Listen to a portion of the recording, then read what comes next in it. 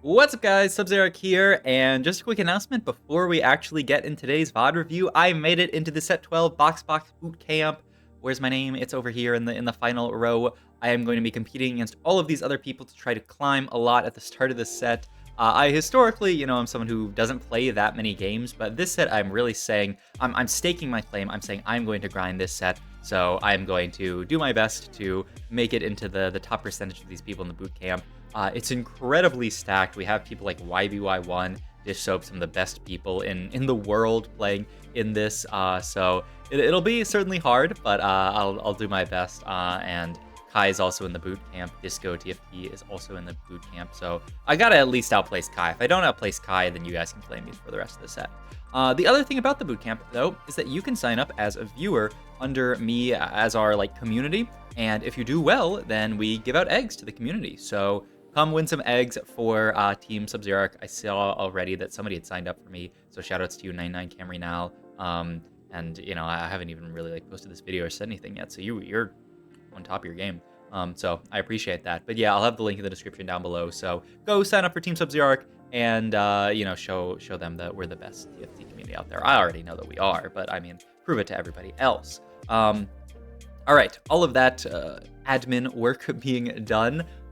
This is going to be another Rainplosion VOD review. Mostly, I would love to VOD review somebody else, but she played so well in Project PvE, and there's also not that many people streaming right now. It's gonna be interesting to see because Esports World Cup is coming up for the people that are playing in that, so I think a lot of those people are probably gonna be streaming less because they want to hide the tech.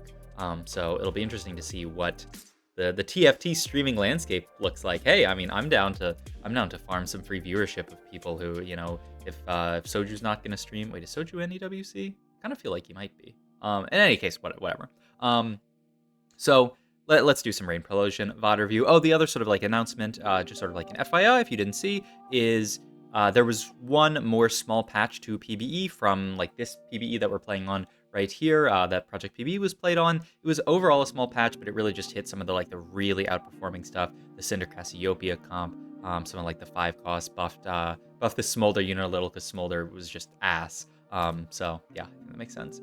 First augment here for Rainplosion. I don't see anything too obvious. I guess you could default Inspiring. I hate LDP as first augment. Arcana Crest is probably pretty bad as first augment. Yeah, I don't know what you even take here. Blah. I mean, I guess you could take Epitaph. Keepers, you have a Morello Slam, and you don't really have an opener that leads you into any kind of Keepers, Warriors setup. I guess you could still play Warrior Keepers, but I don't love it from this spot, so yeah, it's kind of rough. I guess you could reroll Inspiring and then hope that you get something better, but it's a little scary. None of these early augments are very good. After Rain picks this, I have something in my brain that I want to mention. We do also have cool Sugarcraft stuff. Okay, so she is just going to take Inspiring here. I think that makes perfect sense. You just want to take a pretty decent overall augment here, so yeah, that makes sense. And then just slam the Onyx Spark. Fantastic early slam, and we're just going to play towards AP. Love it. Speaking of playing towards AP, I'm curious, someone actually asked this in the YouTube comments of last video, and I thought it was an interesting question, so I'm curious to pick you guys' brains on this. Are you guys interested in me sort of shouting out what the comp is going to be at the start of the video? Because I did that in one of my more recent videos, and someone was like, yeah, I actually prefer when you kind of don't just say, okay, this game we're playing X comp. I assume they want us to sort of come to the comp in a more fluid way, and that makes sense. If I spoil it, then you kind of see the entire game from the sort of hindsight of knowing that we're playing X comp, which makes it a little bit less interesting to figure out what we're playing. So let me know if you guys like or dislike when I say, this game we're watching this reroll comp or whatever. Usually you can tell some degree from the thumbnail, and I try not to. I don't want to clickbait anyone. I want to clickbait a little bit because the YouTube algorithm likes clickbait to some degree. But I don't want to clickbait so much that you guys are clicking on a video and then seeing something that you just don't even want to watch. So that's why I've been putting in the description that kind of info. So I could just keep the video more vague and then have that stuff in the description if you guys are interested in seeing that. And if you don't want to spoil yourself, then you can just not look at the description. I don't know. Maybe that's the best choice. I don't know. In any case, Rainplosion here. Rainplosion needs a top 2 in this game. I'm actually happy she pulled up in the sheet because I forgot exactly what spot she's in. But she needs a top 2 this game. Giants built up in Morello Slam. Morello, just a very good generic item. We can play towards Karma very easily with that. Karma one of the best, most flexible units this set. You know, when I played around Karma initially, I was really playing around like 4 Chrono and then like Preserver Karma. But, like, this tournament, there was actually a lot of other Karma stuff played. There was, you know, obviously that, like, Preserver version of Karma, but there was also, like, Karma with, like, Warriors. You can also just play more, like, Fast 9 type Karma, where you're just playing around, like, the packages of units that are very strong late game. I've talked about before, the package of stuff like, Rakan and Melio and, like, Bard. Like, that's a nice little, like, package that fits together. Some people say you don't even play Bard, which is interesting to me, so it'll be interesting to see what Rain plays this game. And hey, I mean, Morello, Spark are also very flex items. You could kind of go whatever route you want to. I imagine we'll see a Karma on the board this game, though, just because she applies Morello so well. Nami does as well, but Nami is like, you want a very specific line to play Nami. I think, you know, like, if we're thinking about playing Nami, we would kind of have to be playing Vertical Mage here. And because there's already someone who's looking to play Vertical Mage, I think probably we stay away from that. But yeah. Great play by Rainplosion here to ensure that she gets the 5 loss here. We need to keep 5 loss, and when you are in a lobby like this with a lot of really good players in it, it is very possible that someone's going to grief you. So yeah, definitely makes perfect sense for her to make sure that she's losing this fight. So good scouting and good griefing from Rain. And yeah, just holding on to this mage opener. So yeah, it's really like there's 2 paths that are laid out to us. We could play like a more vertical mage, or we could play any kind of Karma board. I think right now I'm leaning towards Karma just because of the fact that we already know that someone else is playing more vertical mage type stuff, because they're that person with the Veigar plus the Vex already. But hey, we have Vex pair now, so something to consider.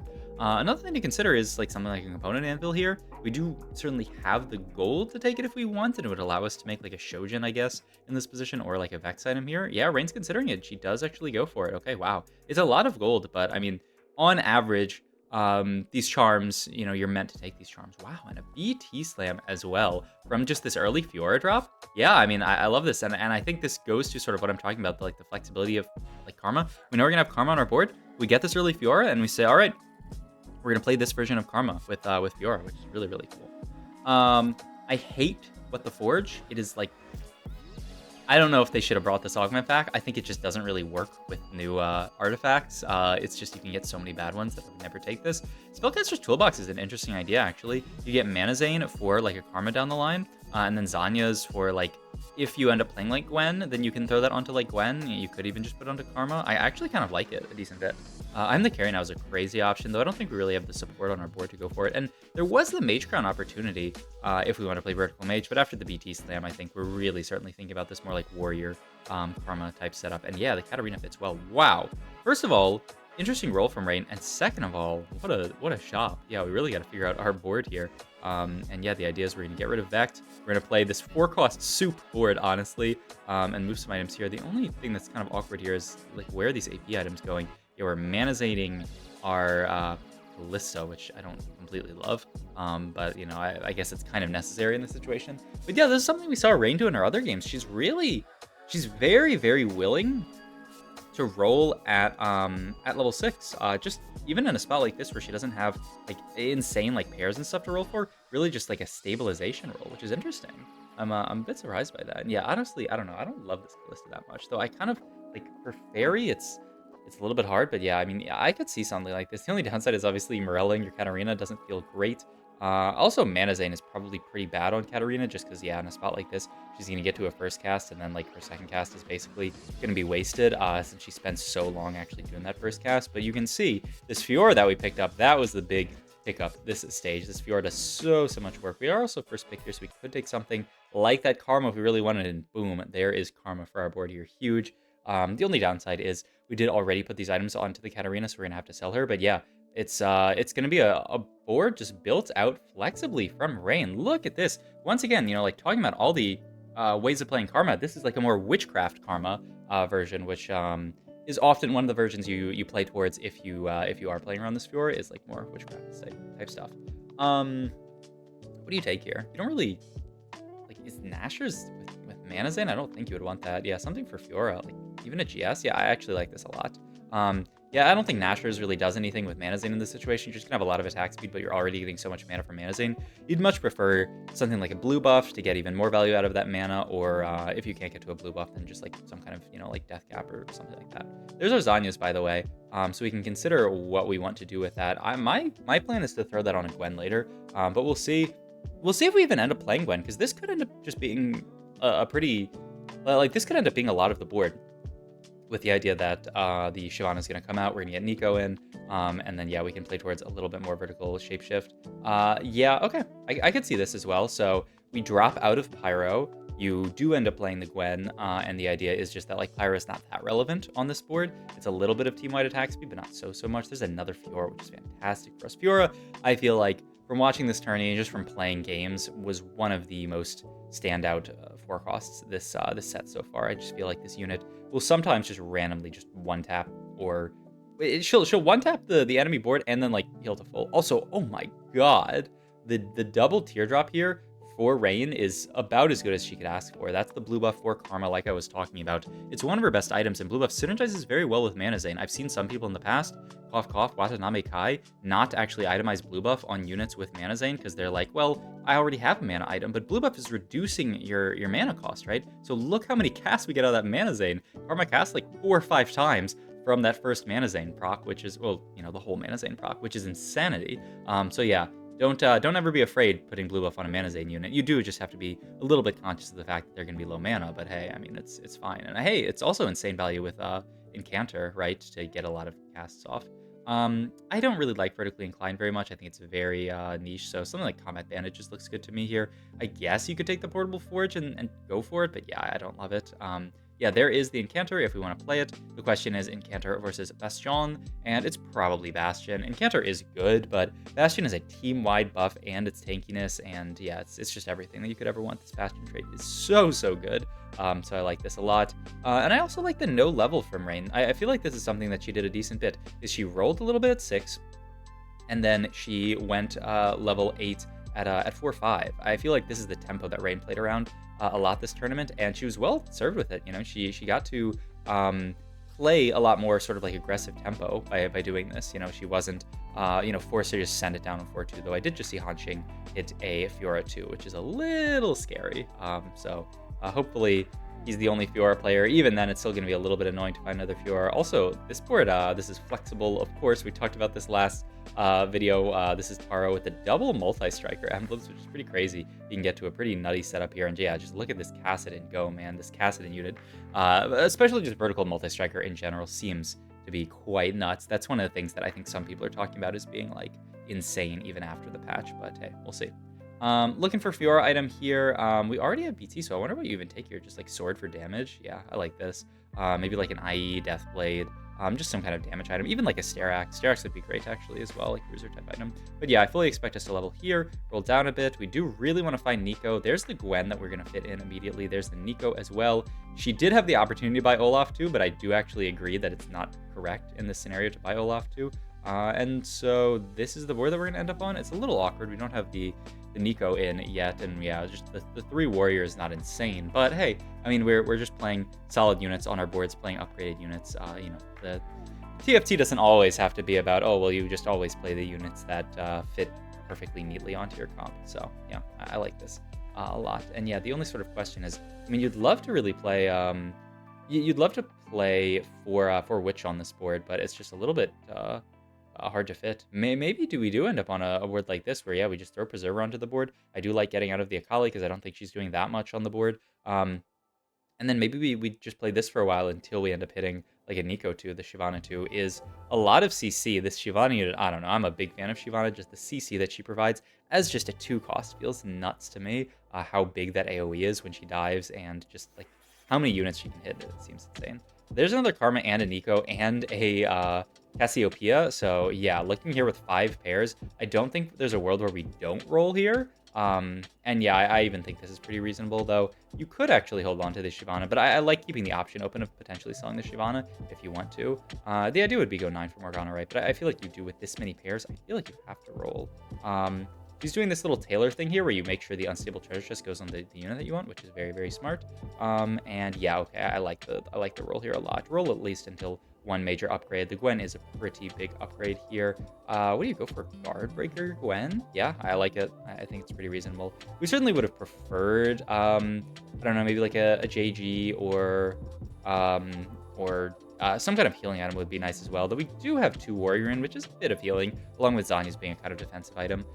Yeah, I wonder if we continue to roll here. And yeah, Rain with this many pairs, I think it's very, very easy to roll it down here. Yeah, she tried to do the same tech, and then it did not work at all there. So I don't know. I need to know the exact. I feel like you're not supposed to be able to game them, but I mean, she was able to maybe game the first one. It could be also that they're inconsistent. Okay, now that we've hit all this stuff, it raises the question of, do we continue to roll? Because we have Fiora 2, we have Gwen 2, they're carrying the board. But do we want to roll for Karma 2? Nico 2 is pretty unimpactful. I imagine you push 9 in this scenario, but I'm curious to see what the calculus looks like for Rain. And yeah, okay, so it almost looks like it works for treasure chest, but then for trench coat it doesn't work. So Rain's just going to take out all of her units every time and try to tailor for it. I think the hope is that like eventually these things won't exist because it's kind of annoying to have to do this. But I mean, you know, it's also, I guess, for some people a fun optimization. I mean, maybe some people enjoy that. The Zanya is actually pretty decent against this board. Yeah, look at the value we got out of the Zanyas there. That just solo won us that fight because Vigar is so much burst damage that just like ignoring a bunch of his burst is huge. This is also a Karma 2 on Carousel if we want it. And ooh, Rain just barely can't pick that up there.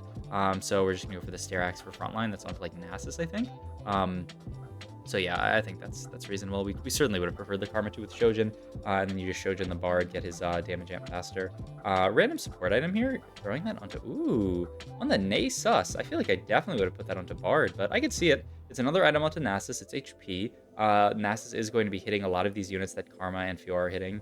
He's not going to spread it as well as Bard is, but I mean, he's still going to spread it decently because he's in front of everybody, and man, the Zanya's Gwen has actually just really, really surpassed my expectations. I knew it was going to be good, but I've been blown away by how much work that Gwen's been doing. And wow, I love that little roll from Rain there just to grab the charm, to say that, like, I'm on a streak here. I need to keep my streak. I don't want to just greed this 2 gold and then however much the charm is, because that could actually lose me this fight, and that's going to be way more gold lost if I don't have a charm. So really, really smart stuff by Rain, just showing how, like, playing around charms is, you know, like already going to greatly influence how we play around our econ, how we think about pushing levels and yeah, reading econ and stuff like that. At this point, we are just chilling. We are looking to push level to get Morgana in, Preserver, and 4 Witchcraft would be fantastic. The 4 Witchcraft buff is like pretty solid. We aren't playing super vertical Witchcraft, but yeah, I mean, it's cool to see this board. It's kind of funny that this Karma just exists as an Incantor on the board. We haven't even fit Chrono in. Ooh, that's an interesting roll. I feel like, but I mean, once again, she did just want to pick up a charm this round. This charm here is not a combat charm by any means, but it is a solid econ charm. And hey, we are holding on to the Camille potentially for, you know, maybe another in. And yeah, the Bramble Vest for Nasus looks pretty good, at least versus that Varus player. I think the other 2 players are AP, which feels a little bit bad because yeah, it's not doing much here. And we're fighting a stacked Cinder board, so that's scary. But yeah, I mean, I would have to imagine we want to push level here, but it's so interesting actually late game. Ooh, wow, the Artifact Eyes augment here. This is or I always want to say augment charm here. This one that I've been afraid to take, but I learned recently that it actually the ones that they get are lightly tailored. You can see, I mean, Mogul's Mill Gwen is certainly not Bis, but you know, like nobody's getting untakeable ones. You know, Karma got a Infinity Force, which is also not Bis by any means, but it's not horrible. So you get ones that at least aren't awful. Yeah, Rain dropping low here, but this is the big thing. Rain surviving in that fight means that she is top 2, which ended up putting her in a situation where she would be in check, which is huge. We've run into this board a million times. I haven't talked about it enough, but yeah, I mean, this Cassiopeia board, not Cassiopeia, but Syndra. I mean, usually you play Cassiopeia, but it's more of the Syndra board. It is just so strong, especially because this guy hit everything. We did actually manage to snipe that dummy, but I would be surprised. There's just so much frontline to get through against this board. So a solid second from Rainplosion against one of the most broken boards. And hey, that board needed nerfs. So, I mean, all fair. Like, I think very, very good by Rain to even go second to that board. And hey, maybe if it's post-patch, she ends up winning that game. Yeah, I wonder if I did do a video, and I wanted the post-mask screen, but I don't think Rain's gonna pull it up, but that's fine. All good. Hope you guys enjoyed this video. Like I said, once again, if you forgot about it, I do have the link to the bootcamp signups down below to be part of my team. Hope you guys enjoyed the video. I will see you guys in the next one, and I'll see you guys tomorrow for the start of set 12. Woo! Release set 12. Woo! All right, see you guys in the next one. Bye.